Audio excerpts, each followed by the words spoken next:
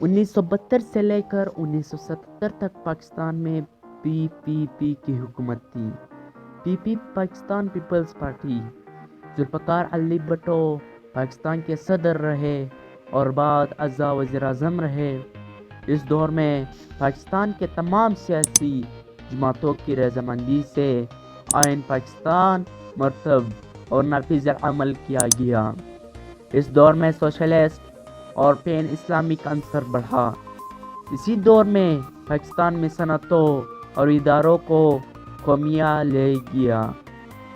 اس دور کے آخر میں حزب اقتدار اور حزب اختلاف کے درمیان میں کشیدگی بڑھ گئی اور اس کے نتیجے میں 1977 میں دوبارہ مارشل لا لگایا گیا۔